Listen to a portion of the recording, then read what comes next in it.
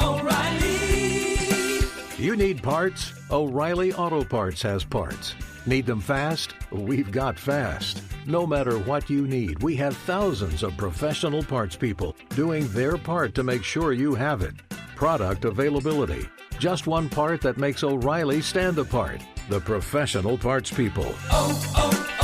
O'Reilly Auto Parts. Maui Nui is on a mission to help balance axis deer populations for the good of our environment, communities, and food systems on the island of Maui. They've shared over 126,000 pounds of nutrient-dense protein with the Maui community. Secure your spot now. Become a snack subscriber and join in helping to build more resilient food and ecosystems on Maui. Visit MauiNuiVenison.com. That's MAUINUI venison.com and use promo code BEAR for 20% off your first order. I'm sure a lot of you guys remember the old ceremonial hunting tradition of eating the heart out of the first animal you kill.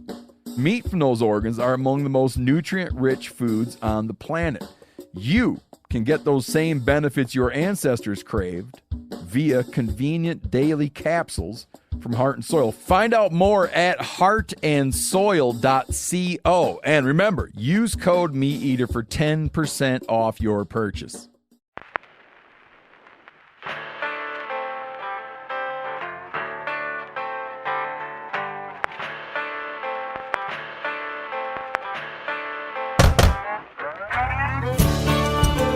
My name is Clay Newcomb, and this is a production of the Bear Grease podcast called The Bear Grease Render, where we render down, dive deeper, and look behind the scenes of the actual Bear Grease podcast.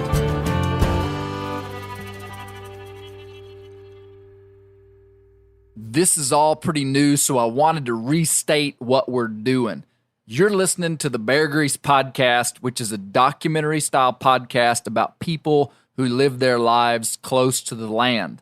Every 2 weeks, we produce such a podcast, and it includes multiple interviews stitched together to form a robust story. On the off weeks, we release the Bear Grease Render, and that's what this episode is. Render is a metaphor for taking solid bear fat and rendering it down into a liquid. This is where myself, along with a group of folks, distill and dissect the previous documentary-style episodes. It's Bear Grease Unplugged, so get ready for some fun on this one. All right, welcome to the Bear Grease Render. We're singing this song in honor of the Clark family over in East Tennessee. Mr. Roy was on 50 Years in the Baccer Field podcast. This song is called Old Slewfoot. We got Misty Newcomb on the banjo, Brent Reeves on the washboard, Josh Spillmaker on the guitar, Daniel Rupp on the cowbell baculum, and Mr. Malachi Nichols on percussion. High on the mountaintop, tell me what you see. Bear tracks, looking back at me. You better get your rifles, boys, before it's too late. Bear's got a little pig, and he's headed for the gate. Oh, he's big around the middle, and he's broad across the front, running 90 miles an hour, taking 30 feet a jump. He ain't never been caught, he ain't never been treed. Some folks say he's a lot like me. Woo! I thought you were gonna sing with me, Josh. Misty saved up her money and she bought her some bees. Started making honey way up in the trees. She cut down them trees, but the honey's all gone. Old Slewfoot done made himself at home. Oh, he's big around the middle and he's broad across the front, running 90 miles an hour, taking 30 feet a jump. He ain't never been caught, he ain't never been treed. Some folks say he's a lot winter's coming, boys. Winter's coming and it's 40 below. Rivers froze over, so where can he go? We'll run him up the holler and we'll put him in a well. Shoot him in the bottom just to listen to him yell. Woo! Everybody! Oh, he's big around the middle and he's broad across the front. Running 90 miles an hour, taking 30 feet a jump. He ain't never been caught, he ain't never been treed. Ain't had nobody after him like me.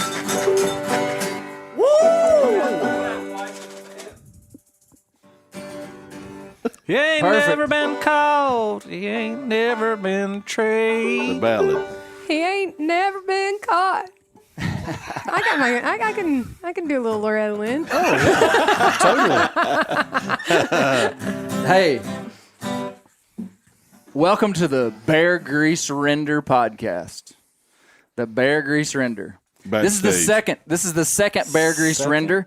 And for those of you who might be new to this here little show, the Bear Grease Render is where we render down and distill the documentary style podcasts that are the Bear Grease podcast. So the Bear, and because this is new, we got to explain it, don't you think, Dr. Dan? I feel good about it. So every week, the Bear Grease podcast is a documentary style narrative storytelling podcast where we explore culture, where we explore all kinds of interesting, fun stuff, right? The Bear Grease Render is where me and my merry group of men and one lady who I will be introducing soon, these podcasts. So we've had 2 podcasts that we're going to talk about. But before we do that, I've got to give proper introductions, okay? Last time you guys would have met Brent Reeves, who is, did you guys know that Brent Reeves was an undercover narcotics agent for many, many years? Is he allowed to say that? He looks. He looks like one. My man crush on you just like quadrupled. Brent Reeves is my spirit animal. Well, rawr. Yeah, what that essentially equates to is that he is a professional liar. Oh, it's true. Now, if this goes back to my Panther story. No, true story. When I first met Brent, I was joking. You guys didn't meet while he was working. Joking. I hope not. I don't think so. I was sort of joking, but I was sort of serious. I felt like he may have been working undercover for like the Arkansas Game and Fish Commission to try to infiltrate and bust me. And I was like, dude, I got nothing to hide. That's what everybody says. That's what everybody says. But now, had you actually thought I was an undercover cop, I would have been really bad at it. Well, see, I thought that was the genius of it. Reverse You psychology. come in and you're like, man, I used to be an undercover narcotics agent. And then I would be like, well, he just told me his shtick. You see what I'm saying? Yeah. Yeah. And now I'm a full-time game and fish agent. And then we have Josh Spillmaker. Welcome, Josh. Hello. So Josh is just my longtime buddy. Got lots of funny stories about you, but I couldn't really some of them can't be repeated. But We'll keep those between you we've and me. also got Dr. Daniel Rupp here. Dan is a highlight guest today because he was on the Acorn podcast. So Dan, It was Dan riveting. was the He was feature. riveting. He was the feature academic guest on the podcast Searching for Akerns. And man, I thought you did a phenomenal job. And Absolutely. we'll get into that later. And But, you shouldn't hey, As feel- of yet unpaid guest. You shouldn't feel discriminated against because you say acorn. I do. Do you say acorn? I think it's interchangeable, probably. Wow. Really? code switching. Is the You Pledge of you Allegiance code switching interchangeable? son of a gun. What in the world? What'd you say? Is the Pledge of Allegiance interchangeable? Yeah, What is wrong? exactly. No, hey, did you guys know Daniel Rupp speaks fluent Mandarin Chinese? Do you know Hey. that my wife minored in Mandarin? I did not. I didn't know that. That's awesome. She can't speak a lick. But Dan, here's good my arm. here's my question for you. How do you say bear grease in Mandarin Chinese? Bear grease would be xiong mao. That's actually panda. It's like somebody shooting That at would us. be awesome. Yeah. Whoa. Talk about taking it up a notch, Clay. Yeah. I'd like to Grease. see one of those mounted in here. Do that again. Grease I swear smells somebody's like shooting oil. at us. We are not. Shomayo. It's a touchy I subject. think that's For real. Panda oil would Hey. be the dynamic equivalent. Wow. Yeah. Now, just like in like a very short snippet, talk to me about tonal languages. So I was mesmerized in one time at a bear camp around a fire. You talking about tonal Can't language? guarantee to mesmerize everybody, but you can have like the same like ma, or like we would say mama, that same word ma. There's 4 different tones, and each one means a totally different thing. So one is horse, one is immediately, one is tumor, one is so and the Porta most potty, frustrating thing about culvert. it is there seems to be very little cooperation in context if you're talking with a person who's fluent in Chinese and you accidentally use the wrong tone, which is like me every 5 seconds. And you're saying, hey, I like that immediately. You And have they're a like, tumor. I'm sorry, you have a tumor? Like, no, I want it immediately. You have a really large tumor? No, I'm not talking about tumors. It's very So they repeat back what you said, like almost to show you that you. yeah, because it's important to get their language right. Well, it's like they have a different word for everything. Am Well, I missing something? No, in that, well, Boring.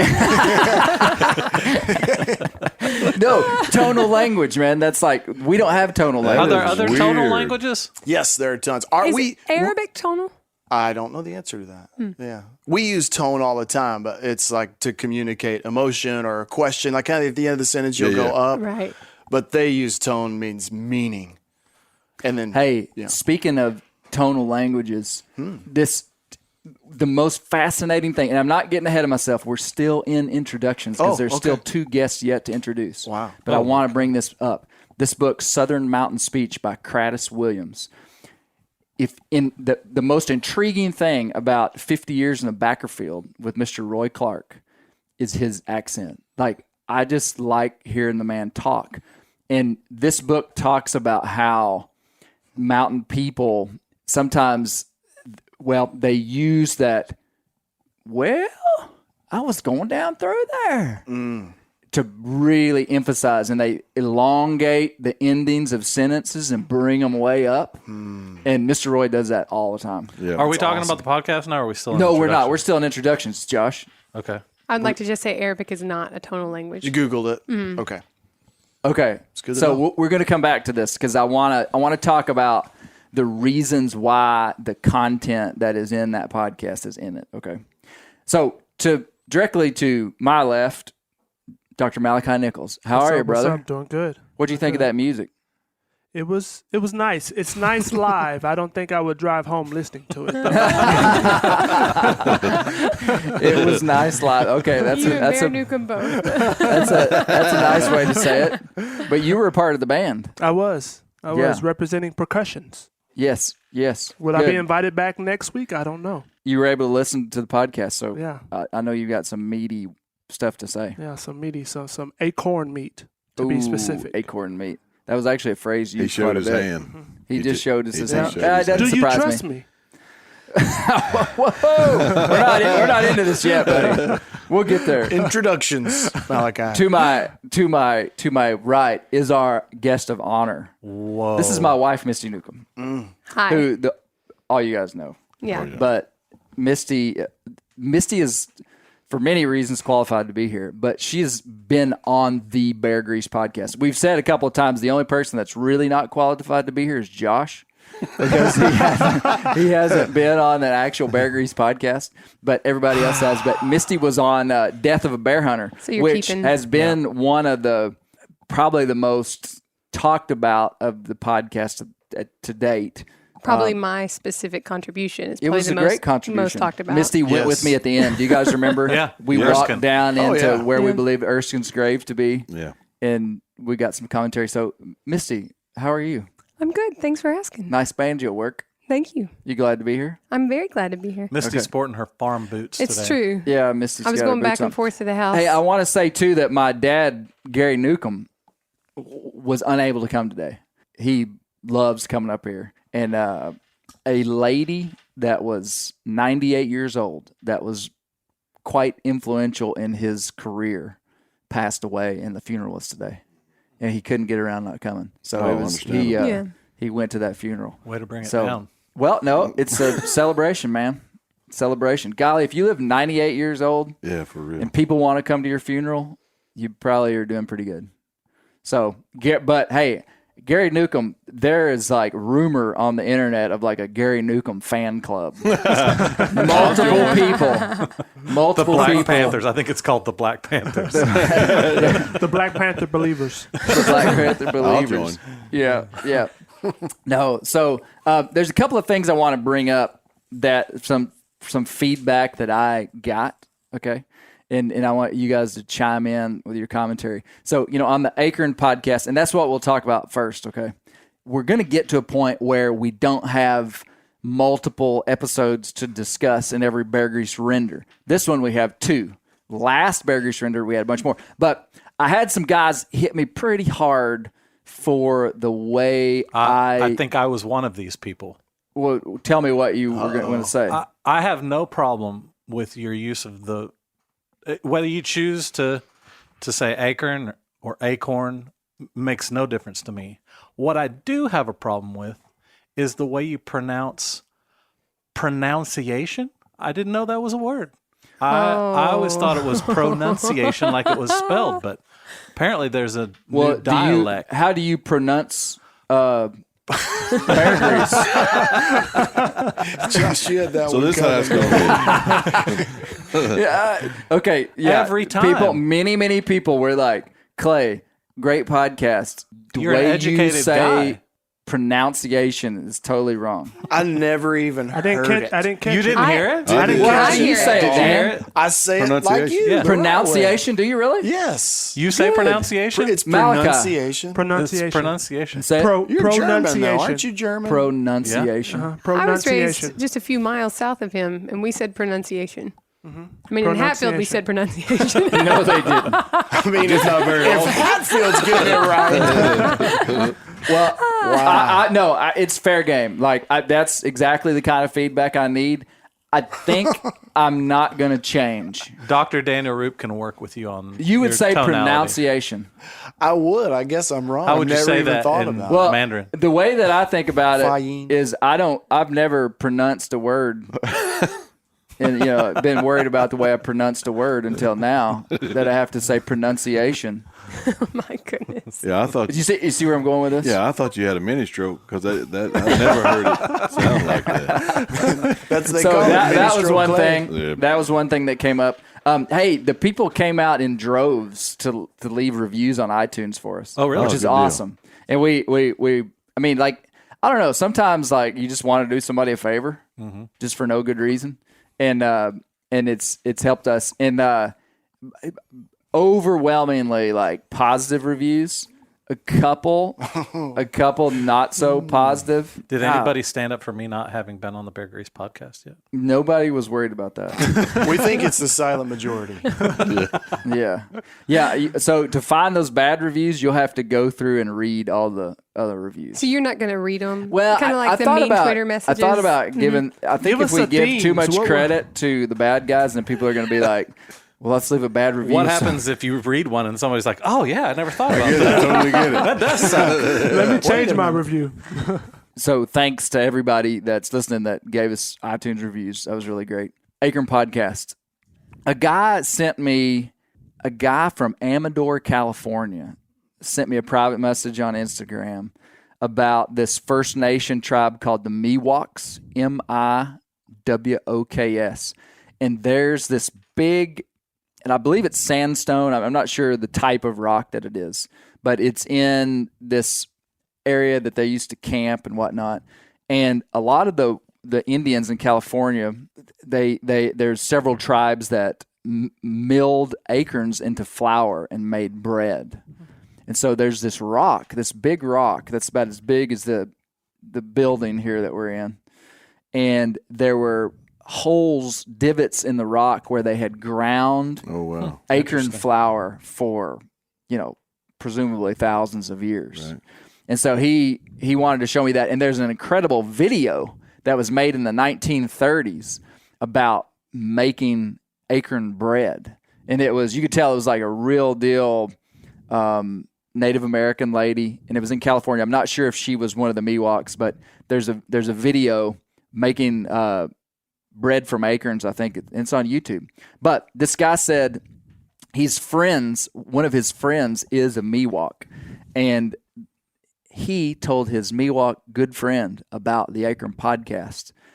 And he said, hey, this guy made this podcast about acorns. This is what his friend said to him. He said, I told my Miwok buddy about your podcast, and he said, thank God I don't have to eat my uncle's acorn soup again. Times are better. Better times. I thought that was funny. Pretty funny. That was pretty funny. Misty think it's pretty funny. I mean, Acorn podcast, searching for acorns. What'd you think? Malachi, what'd you think? Man, first of all, I've never heard you say acorn. Like I Pardon? can't even. What did you just say? Acorn. I can't even get it out of my mouth. Like acorn. If you hadn't heard me say acorn, you hadn't been listening. Man, it's acorn. I was raised on acorn. I'm from Texas.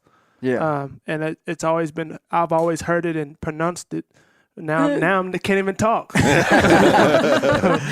Acorn, and I just thought it was pretty crazy. So you're like listening to that content, like this would have been something totally new to you. Yeah. Like you didn't even know there was it was a thing. big issue. Yeah. Yeah. Had no idea it was a big issue. Right. I was an adult when I realized it was a big issue, and I had actually, and this is a conversation for another day, but I had been a little embarrassed about how my family was treated when they would talk in public up north. And so I had put a lot of effort into changing my accent when I was younger so that people wouldn't like snicker when I spoke. Sure. When I met her, she was 16 years old, and the first conversation I had with her, I said, "You're not from around here." Really? Mm-hmm. And she said, "Yes, I am." And I said, "Really? Where are you from?" And she told me the town, which was like 5 miles away. I was like, "You're from there? Like, not you didn't move there?" And it was because code switching, son of a gun. And I drove by the school district with your wife, Christy. Yep. Christy Spillmaker, and I said, that's where Clay's mom works. That's Akerns School District. And I had put all this effort into changing how I spoke. And she said, "What did you just say?" and I said, "Acorn." And she said, "Oh, that's funny. I thought that was like the thing that grew into oaks. I thought that was how it was spelled." And I said, "What are you talking about?" I had no idea that there was I would have attempted to change the way I said it at that point in my life. And Christy kept saying, "Are you saying acorn?" And I said, "Yeah, acorn." And it was kind of like when you talk to a kid who thinks they're saying it the right way. Yeah. Like my niece would say tooties, and we would say, you say she meant cooties. Anyways, we'd go back and forth. But Christy and I went back and forth, and we could never figure out that. And it was a shock to me that so she you were an heard it adult differently. before you realized Yeah. this. And so what was the impact, Malachi, of like if you didn't know there was this thing going on, like what was your take on it? Because you would be in the 80%. Like, so it's, Yeah, I think, my general takeaway is that there's always something deeper. You can't assume. And I think what you're getting at is that Southern drawl, that Southern culture, the way people talk. I talk different. I'm educated. It doesn't matter. And I think people, when you hear me talk or hear certain things that people say, you automatically try to put them in a group. Yeah. And I think inside of the podcast, you show and also challenge people to think differently, and that don't automatically assume that you know the full picture by just one person what one person says. But at the same time, also agree and also dabble with it being like a signal, what people say. Yeah. Because there's different sects, there's different, I'm in education. So when people say different things, I kind of know their level of understanding. But you have to use it appropriately. And I think inside of the issue of acorn versus acorn, I think it challenges people just to don't always assume there's something deeper. And usually that thing, something deeper, is people's history, right? How they were raised. I think, listening to your mom, Juju, talk about Akerns School District, it's like, I get why you say it. That's a history that's valuable that you can't shun it off just because it's different than what you do or different than what you've experienced. Well, and what's interesting, and Dan, I think you might could speak to this, but the trend inside of a world that's massively communicating with each other is to do kind of what Misty did, to try to sound normal. I read about, I just yesterday watched a video on an island off the coast of North Carolina, Ocracoke. Oh, yeah. Have you heard of that? Yeah. And they had this like incredible, very distinct dialect that could directly be linked back to England and different things. In the 80s, basically that dialect started to be lost because of television and kids moving off and outside influence. And, it's, I guess in some ways you kind of just have to decide like what has value. And I mean, like, I don't think I'm not staking my life on whether my kids say acorn or acorn, but I do think it has value. I do. And so I think there is value in maintaining some cultural identity. Well, I mean, like the pronunciation of that word has value because identity has value. And so, like you say, the story of Gerstacker, and that story and how it's impacted your life, that has value. And so probably has more value than acorn or acorn. So you would hope that would shape your family. And everybody, essentially, we all construct identity. And we're all trying to have and maintain a stable, we're all fundamentally insecure. And so we're all trying to, except for Josh. With that mustache, how could you be insecure? I don't know. If you're not Josh. I got something to say about mustaches later. Oh, and it's going to be good. Oh, my goodness. But we're all want a stable identity. And so we're always using things, all kinds of things of greater and lesser kind of value and worth, depending on your perspective, to make that identity. And then in our world where you go up north for the first time as a child, and all of a sudden it's like, if I talk the way I talk in Hatfield, I get laughed at. And I don't want my family to get laughed at, Or there's so many different things. And you don't even think of it. Consciously you thought of it, but a lot of times as a young child, if we want to fit into our family, then we talk the way they do, or as teenagers, if we want to rebel, we do things that our family doesn't do, Yeah. Yeah. That's incredible, man. So in this book, Southern Mountain Speech, this guy was a professor at the university in Boone. What is it? Appalachian State University. Yeah. And he was, it's the first part of the book is his history. He's been gone for a while, 20 years or so. Basically, he became he was raised in rural Appalachia, and he noticed that when kids went to public schools, that these kids came with like basically this fundamental way of communication and he makes a case that fundamental way of communication and grammar and pronunciation of words had been scripted for the last 150 years. When they went into public school, they were wrong and they were taught something totally different. And he felt like that it was stripping identity away from these people. And he basically was making a case for who's to say what's right or wrong. And it was interesting because he actually used the word bear as an example. He gave 4 different examples of the pronunciation. I'm 40 years old. I can't change, okay? The pronunciation of the word bear. And I can't even say it the way he described it, but like way up north, they would be like beer. They had a way of saying it. They had, and then I would say it like bear, like an emphasis on the air, bear. In East Tennessee, they say bar. I can't replicate it, man. I feel like I love Tennessee. I feel like I'm at home when I'm over there. I can't say it like Roy Clark and those boys do.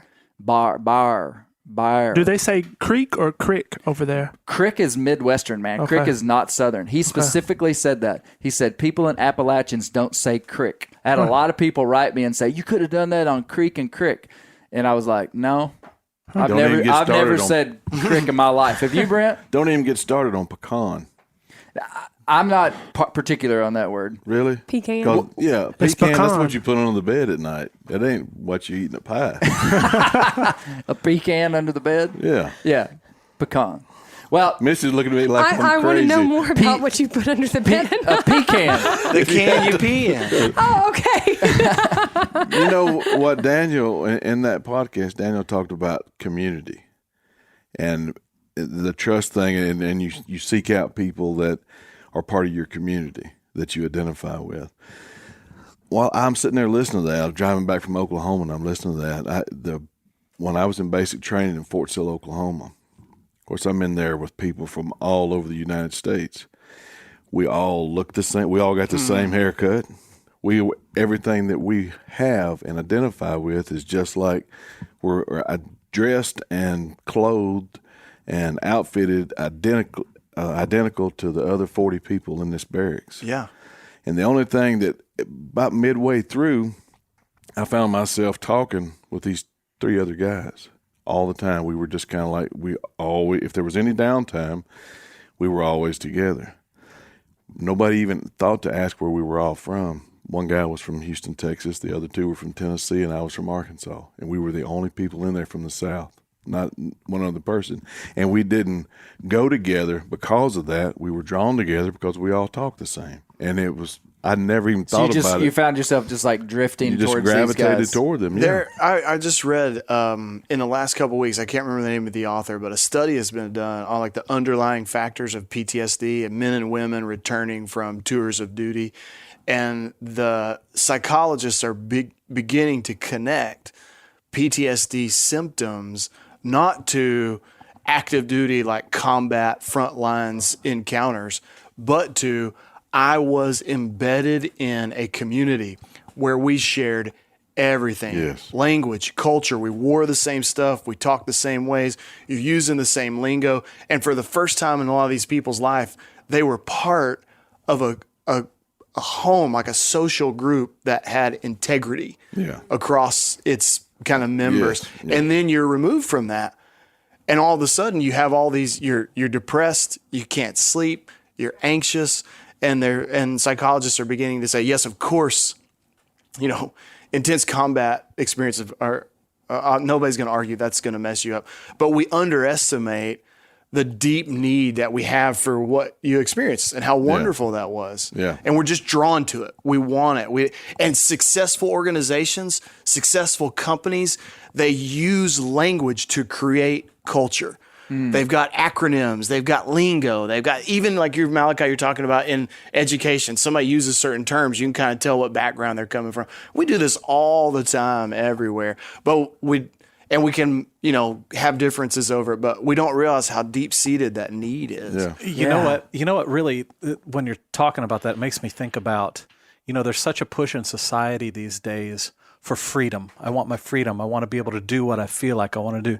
When in reality, there is actually a lot of safety and stability inside of having boundaries. People thrive inside of boundaries. And when you take away those boundaries, they feel unstable and insecure. And it really is, in my opinion, it's a disservice to people to say, you can go do whatever you want. Just, you got the freedom to do whatever you want. Yeah. When I don't do that for my own children because I love them. I give them accurate boundaries and I say, here's your boundaries. Inside of those boundaries, knock yourself out. Do whatever you want to do. But here's what the safe line is. And that actually, those boundaries form their identity. Exactly. Because identity isn't just this is what we do and this is what you can do, but it's also, this is who we are not. Yes, exactly. Identity is formed by both things. Who Bingo. we are and who we're not. Bingo is the name of that dog. Boundless identity is no identity. Yeah. So if there are no bounds on your identity, you have no identity. Now, of course, as humans, depending on kind of language that you use, we're totally messed up. And so we do identity in messed up ways, and we take those bounds, and they're entirely counterproductive. But the answer is not necessarily, well, let's remove all the bounds. Yeah. Because then you have no identity. Yeah. Being a parent and being a law enforcement supervisor and supervising multiple officers in the undercover capacity and later on as uniformed officers, and my children. Everybody operates when they know what the parameters are. And they know if you get too far out of the left side, there's repercussions. If you get too far out of the right side, there's repercussions for that. But if they stay in those parameters in there, that's where they operate best, and that's where life is best. You know, it's more structure. That kind of structure is really good.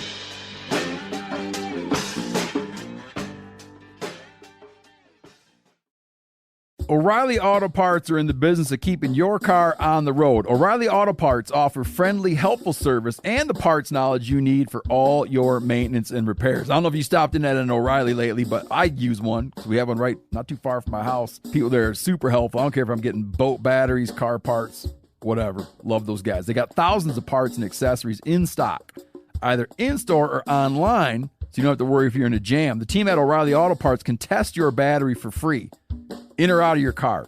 If it needs to be replaced, they'll help you find just the right battery for your vehicle. If you need your windshield wipers replaced, a brake light fixed, quick service, they'll help you find the right part or point you to the nearest local repair shop for help. Whether you are a car aficionado or an auto novice, you will find the employees at O'Reilly Auto Parts to be knowledgeable, helpful, and best of all, friendly. The professional parts people at O'Reilly Auto Parts are your one-stop shop for all things do-it-yourself auto. You can find what you need in-store or online. Stop by O'Reilly Auto Parts today or visit us at O'ReillyAuto.com/meat-eater. That's O'ReillyAuto.com/meat-eater. Whitetail Institute launched the food plot revolution in 1988 with a concentration on research and real-world testing of forage products specifically for whitetail deer. Whitetail Institute's research and development team of agronomy experts provide effective, personalized service. I've been using Imperial whitetail clover for a long time in a food plot back behind my house. In 2007, I killed the biggest buck of my life over an Imperial whitetail clover small quarter-acre food plot. Imperial whitetail clover is the only clover scientifically developed through years of selective breeding. Clover Extreme genetic stability provides extreme cold tolerance, disease, and drought tolerance. It really does. Clover is coated with Whitetail Institute's Rain Bond, a polymer coating added for enhanced seedling survivability. They have an exclusive offer for Bear Grease listeners, 15% off Imperial Clover when you use the code BEAR at whitetailinstitute.com. That's whitetailinstitute.com and use code BEAR for 15% off. Sport Dog is the most recognized brand in the hunting dog training industry. Born in 2003 in Knoxville, Tennessee, Sport Dog was forged by a passionate group of hunters and dog trainers who intimately understood the challenges of the field and the special connection between hunters and their dogs.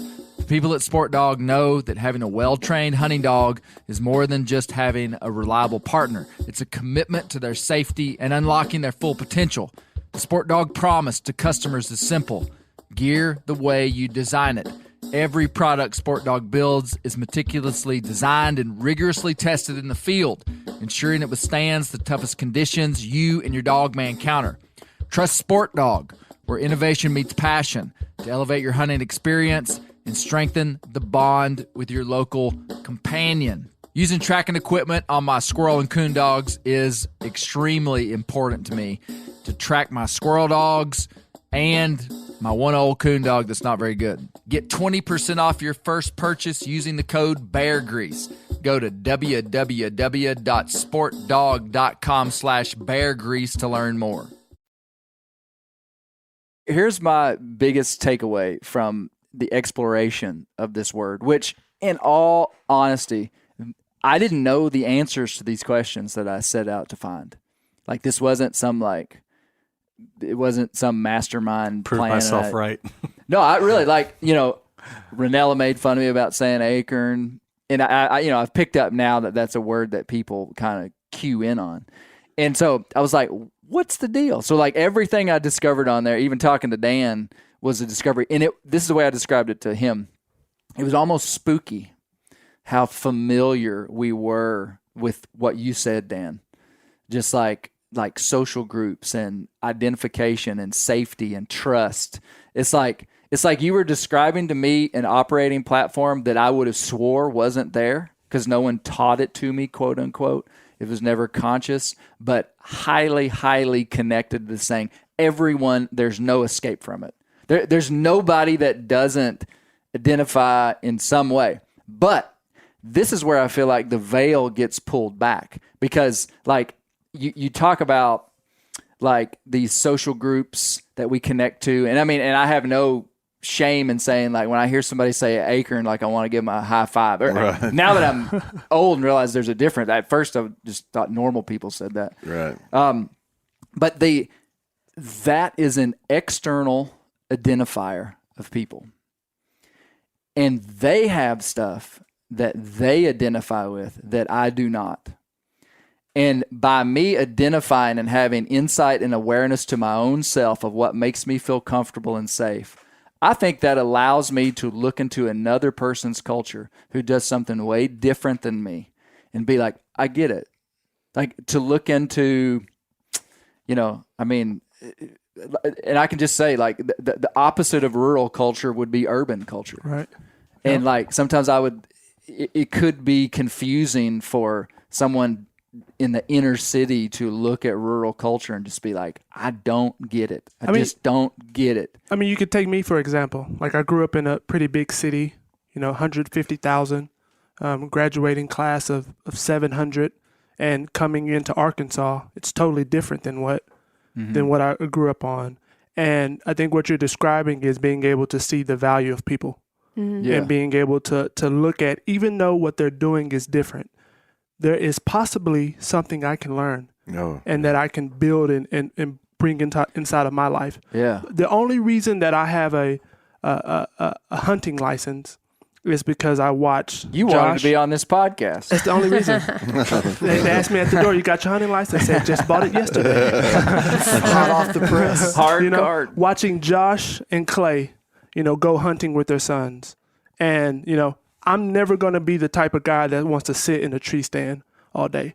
That's just not my life. I don't place we that need to value put a fly there. rod in his hand. Yeah, that might work. Yep. But like watching you all, what you do with your kids through hunting, I saw it as an avenue that I can potentially build inside of my life.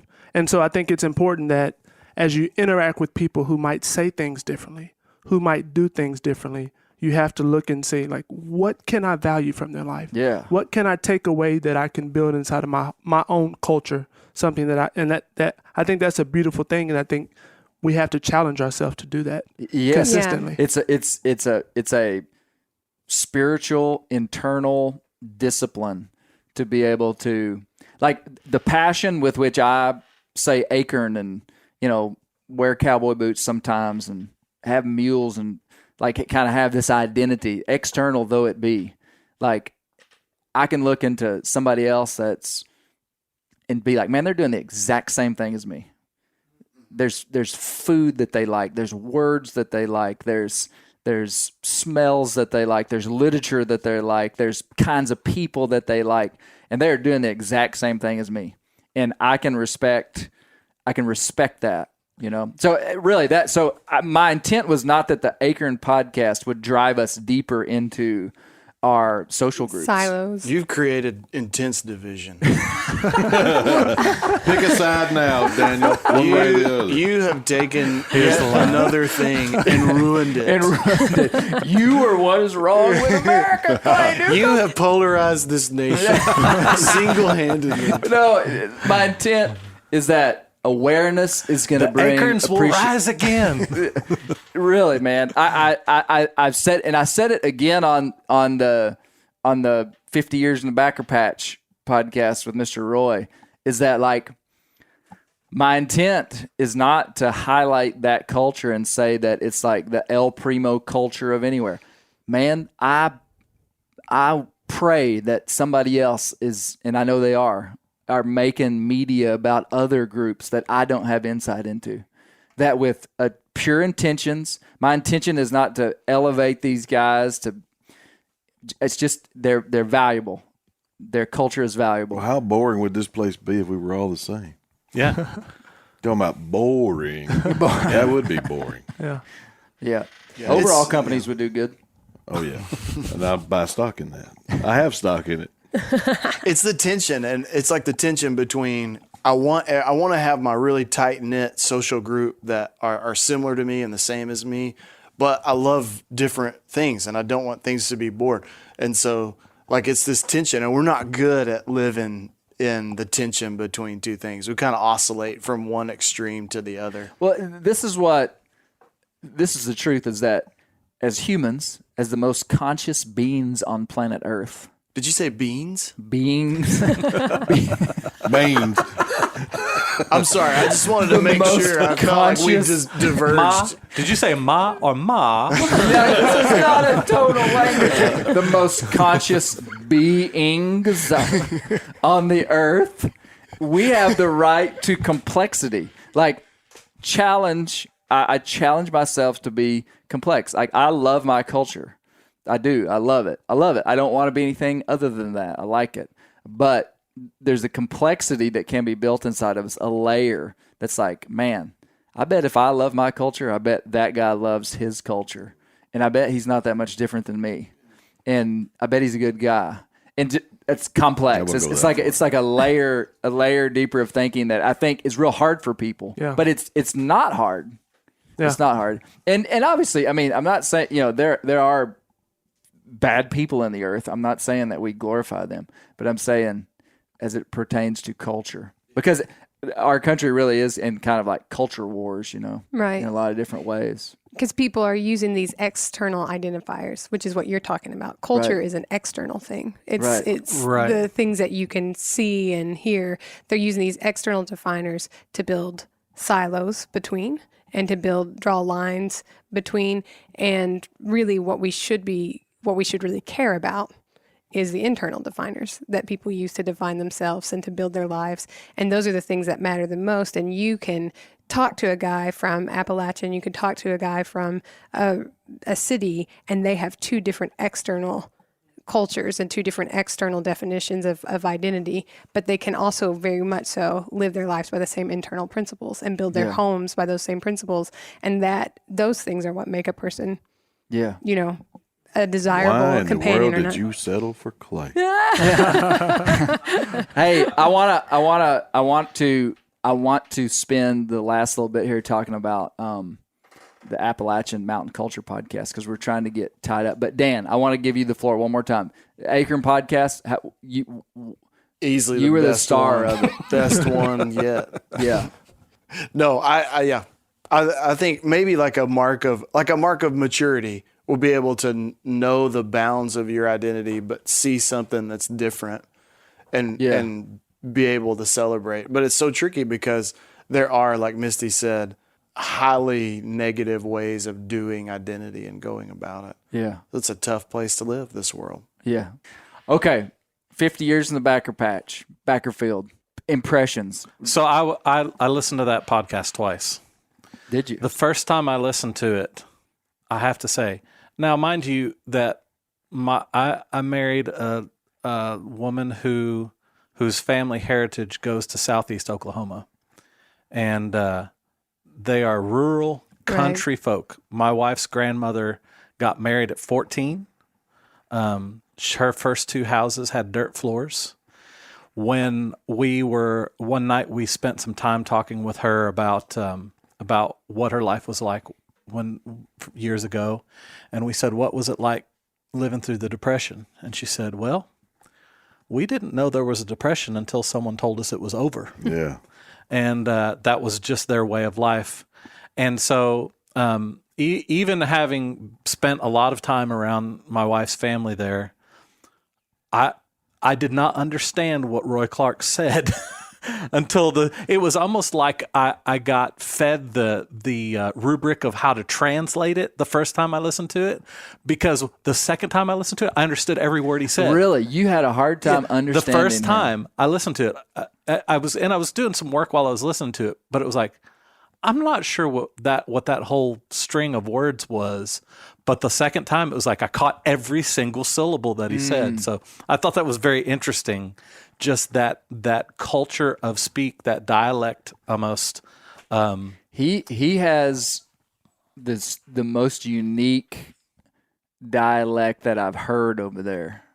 And it's interesting amongst even families. So he's got an accent within that accent. Yeah, and anybody you talk to over there would have a very strong accent to the average ear.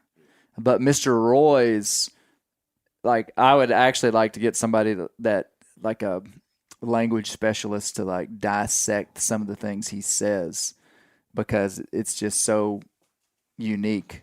But no, a lot of the things that I left in, Mr. Roy talks for about 15 minutes. He was just talking about his life. I mean, like selling tomatoes and tobacco, and I just wanted them to hear him talk. And then he did tell some pretty wild stuff about they had a live bear. That was pretty wild. Right. I got to tell you guys. So I met Mr. Roy through bear hunting. Like, I went and I bear hunted with him for 3 days, and we made a film that did really cool film on YouTube. It's called Best Bear Hunt. I think it's on the Bear Hunting Magazine YouTube channel.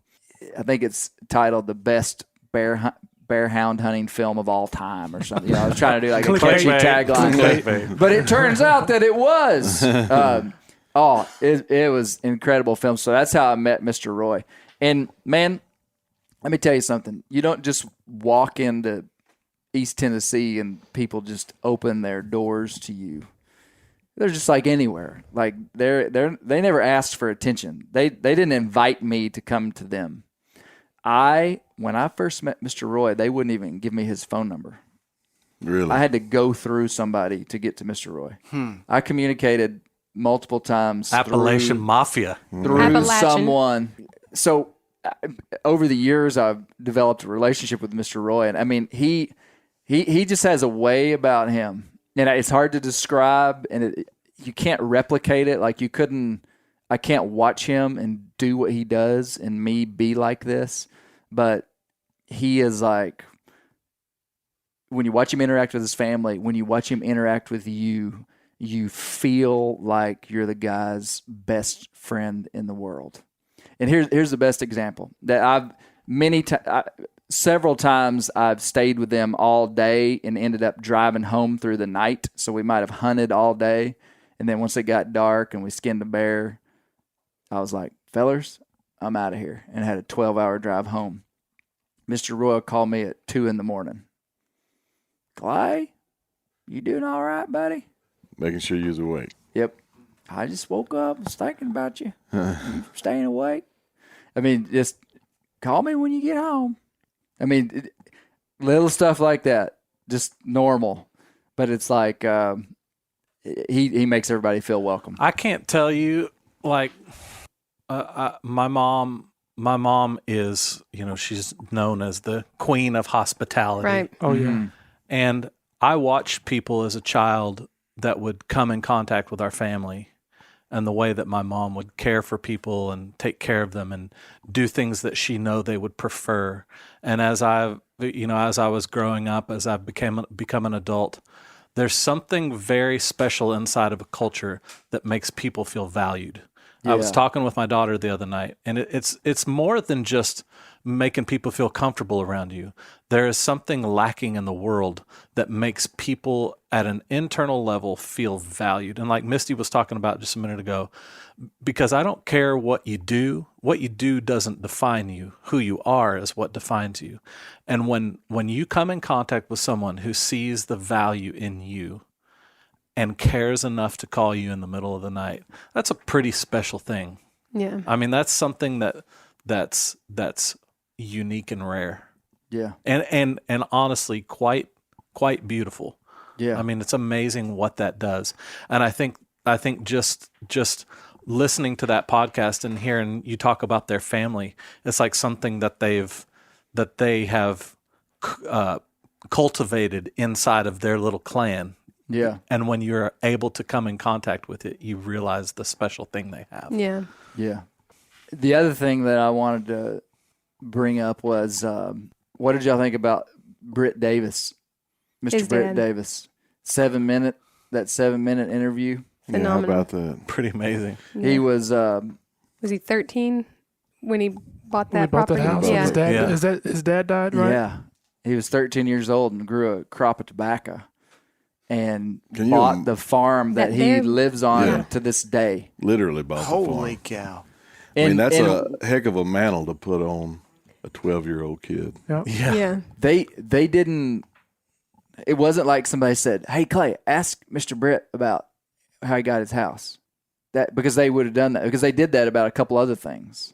They were like, "Hey, ask him about this or that." They told me to ask him about how the doctor. I talked about how the doctor Yeah. in the community went around. Yep. They put a white flag on Yep. their mailbox, and nobody asked me to. It was just normal. And what was really neat from an interview journalistic standpoint, I did not come there to interview Mr. Britt. Mr. Britt is always there. He says very little, and I really wasn't sure how he would respond to me, like putting him on the spot. And so I got done interviewing Mr. Roy, and Roy is constantly trying to bring other people in, for real. Mm-hmm. Like if you're hunting with hounds, he's wanting you to put your dog out on the track. And he said, "Hey, you need to get Britt over here. Britt, come over here, sit down." And they put the headset on Mr. Britt, and I wasn't prepared to interview Mr. Britt, and I think that's what made it so good. Yeah. Because I just Genuine. asked him, I was just like, "What are your first memories?" And he's and he just started talking, and He I got a kind little of choked ran up talking into, about his dad. Yeah. Yeah, and that Yeah, surprised me. That was pretty emotional listening to it. Yeah. That surprised me because I ran into, that his father had died, and I don't know. You just have I did learn something. You have this sense that like a 90-year-old man, like you could just ask him outright about his dad. That was my sense, and I hope it didn't come across as brash. I actually take out some of the spaces. Like sometimes there's in normal communication, there'll be a pause for emphasis. On bear grease, because we're trying to make it efficient, I take out a lot of stuff. So it sounded like I just was like, "How'd your dad die? How'd you handle that?" But really, there was kind of a little bit more thought in it. But Just throwing that in there. well, I know as I was listening to it, I didn't want to feel rude. Yeah. The way it came across, because I said, "How did it affect you when your dad died?" And he didn't say anything for probably 4 or 5 seconds. Yeah. Yeah, and that was he's 90. Is He'll that be right? 90. Well, he's 90 now. He said if Yeah. I live till June 2nd, because we Yeah. recorded it before then. So that he's was 90. 78 years ago, and it's still, I'm the same way. And my dad's been gone 10 years now, 11 years now. But his reaction to that was just like mine would have been 6 years ago or right after it happened. Yeah. It's still a deep emotional effect that has guided him to where he sat from that day to where he's sitting right now. That was, one of the things that guided him to where he is. So Yeah. it was still Mr. Britt pretty strong. hunted with them every single day this year. Really? He drives a little Suzuki Sidekick, little 4-wheel drive. Really? And he just rides around, listens to the bear. The guys have their trucks, and the guys that are hunting are, it's a hustle. They're trying to cut off dog races, and it's just like, it's pretty cool. Mr. Britt stays on the radio and knows that country, and he'll hear him say, "Man, the dogs are headed to Cowpen Pass." Yeah. Well, he'll get in his Suzuki and head over there. He can get out and listen to the dogs. And Well, that's good. I'm pretty sure he told me he hunted every day with them this year that they hunted. So the Tennessee season has they have 3 different seasons that are, however long, but pretty unique. I thought, so part 2 of the podcast is going to be about moonshine, NASCAR, and bear hunting. It was all supposed to be in one podcast, and when I got diving into it, it was just too much. I really want to dive into moonshine because moonshine was It's a little racy. It's It'll burn your handled. Listen, I'll forecast to you what's going to happen on this. Like people talk about moonshine, hard liquor, as if it's like candy. I mean, like even when you're in that country, like you see it on billboards, and it's just this like playful thing, like moonshine. Well, man, moonshine ruined a lot of families. I had a guy over there who didn't want to be on the podcast. I kind of tried to get him on, and he decided he didn't want to be. But, he told me, he said, man, moonshine was like the meth dealers of that time. Wow. It ruined families. And that's one like pretty dramatic extreme. But the other extreme is that yeah, moonshine, no big deal. And you heard what Mr. Roy said. I gave you just a snippet. Yeah. I said, what do you think about liquor? And he said, I don't want anything to do with it. And he was real upfront, and he wouldn't have said it if he didn't want, he didn't, he just said it because it was true. He said, some of my family stayed drunk their whole life, and I wasn't going to be that way. That is why I like Mr. Roy. I mean, nobody's perfect, but that kind of character is just like, I made a decision when I was a kid. I ain't going to be like these guys. I'm not going to have somebody have to take care of me. And that type of character is only found when you go deeper, right? You think about that region and that country, I think you immediately have ideas and thoughts of who they are and you know what they're about. I bet if you listened to that podcast up until that point and you polled 100 people and you said, does this guy drink moonshine? Oh, yeah. How many would have said yes, he does? 93. 90%. Yeah. And then he was like, no, sir. I ain't touching this Very stuff. adamant about it. Now, I'll confess. Whoa. Are you drunk? When he was talking about those fermenting peaches in that barrel, I was thinking, now, how would it be bad to walk by there with a coffee cup, kind of maybe take a dip out of that? I thought about that on the way up here. But that did come through your mind. It did. If we're being total honesty. Here's the cool part is that I go in quite a bit of depth with Dr. Dan Pierce about moonshine. And when you hear the whole context, it makes a lot of sense. I mean, he talks about the Scots-Irish culture. He talks about how they came here before there were laws regarding liquor, and then how the government came in and made laws that basically took the legs out. And basically, when you see the whole thing, it kind of makes sense, and you kind of get it, and you realize that maybe all these people weren't just bad people, and they certainly were not all drunks. I mean, like there's many ways to look at it, but I feel like in this next podcast we're going to get a balanced look at it that doesn't glorify it, but also just shows why it was there. You know, this artifact of these people being who they were. So it's very interesting. And then NASCAR is a big part of that. And then Roy Clark. I mean, like most of what we talked about in the interview was bear hunting. And so we're going to dive into that a bunch more. And there's a couple other guests. And so part 2 will be... It won't be me, folks. Still not Josh. No, still not Josh. You're an Appalachian expert, though. Subject Hey, matter what about expert. the music? Epic. It was pretty epic. I love how you can hear everybody in the background like, come on. Like they're pulling everything together. Man. How many folks were in that room? Oh, I don't know, 25? Mm-hmm. Wow. All family? Yeah.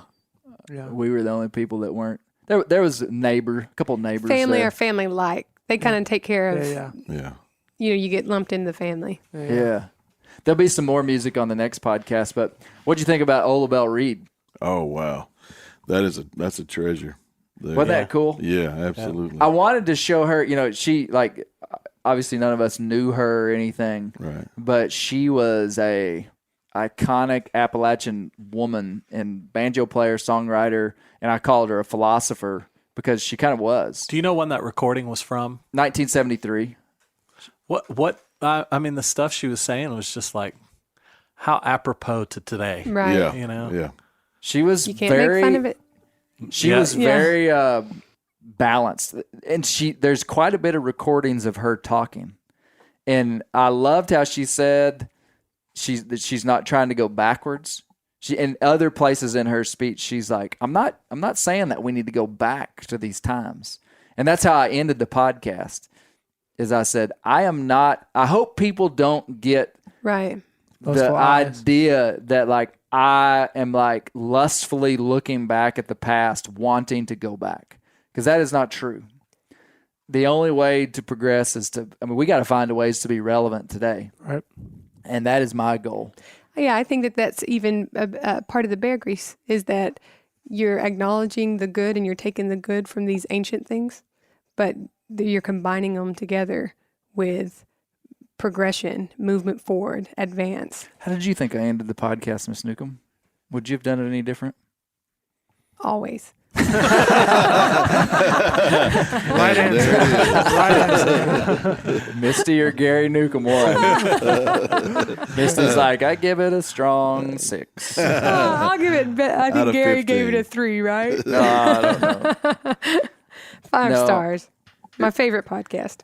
No, I also want to say as we close here, and we are about to close, I'm gonna get out of the South at some point. Like almost all the podcasts have been, I know, Dan, sorry, man. All the podcasts have been Southern focused. And honestly, that wasn't really strategy. I mean, people have been like, oh, Meat Eater's trying to get into the South. I mean, if that was their plan, they didn't tell me. and I could have done anything, inside the boundaries of what they asked me to do. Before they send you abroad, are you gonna have some tutorials or workshops on How to say acorn. how to speak. I don't know. Fit in with the locals. Yeah, it might be in kind the of best broaden my interest. horizon. I just wonder. Britt Davis only made one trip out of Appalachia his whole life. That was when he pretty went amazing. to go to Texas. Yeah. That's about like me. You spent a lot of time in Canada. Yeah. That's definitely a used foreign to. country. Yeah. No, I just want to say that for people. I've had a few people be like, oh, you got to get it. Or, just like, is this all this is going to be? But I tell you what, I've got as much positive feedback from non-Southern people as anything. We are going to get out of the South and do some different things. But all the negative feedback is from people up north. Yeah, it's going to basically be us critiquing their culture. It's going to be me and Brent going around critiquing everyone else's That don't culture. make no sense. What do you That think, dog Brent? will not hunt. No, really. Thank you guys for coming. The Bear Grease Render, ton of fun. Thank you guys. Beautiful cowbell, Dan. Beautiful percussion. Brent, good job on the washboard. Thank you, buddy. Everything. never knew Hey, what leave key us we were in. leave us a review on iTunes, man. I mean, just tell us the truth. Or woman.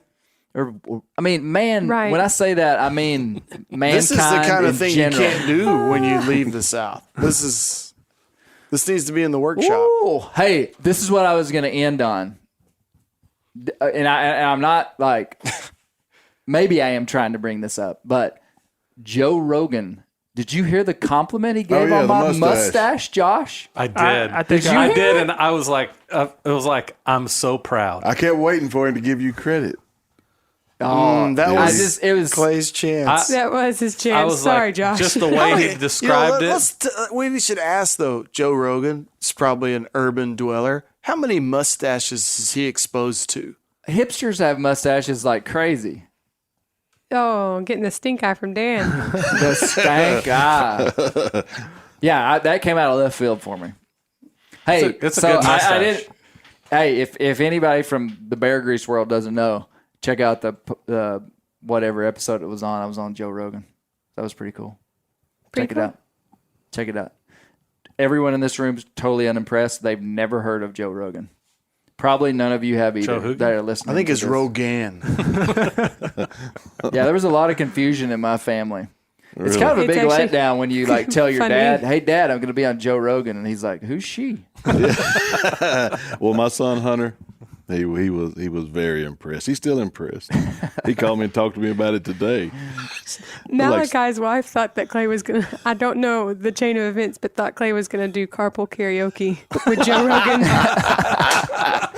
We just did that. I don't know how this happened. I don't know how this happened. Well, hey, I really like the live music addition to the Bear Grease podcast. You may hear more of this kind of stuff in the future. Take us home, Clay. Freebird! High on the mountaintop. Woo! All right, keep the wild places wild because that's where the bears live and that's where we get bear grease.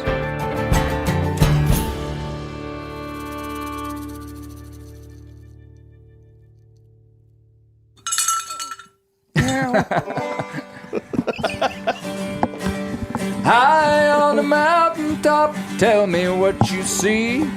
Bear tracks, looking back at Misty. I'm sure a lot of you guys remember the old ceremonial hunting tradition of eating the heart out of the first animal you kill. Meat from those organs are among the most nutrient-rich foods on the planet. You can get those same benefits your ancestors craved via convenient daily capsules from Heart and Soil. Find out more at heartandsoil.co. And remember, use code MeatEater for 10% off your purchase. Sport Dog is the most recognized brand in the hunting dog training industry. The Sport Dog promise to customers is simple: gear the way you design it. Every product Sport Dog builds is meticulously designed and rigorously tested in the field, ensuring it withstands the toughest conditions you and your dog may encounter. Using tracking equipment on my squirrel and coon dogs is extremely important to me. Get 20% off your first purchase using the code BEARGREASE. Go to www.sportdog.com/beargrease to learn more.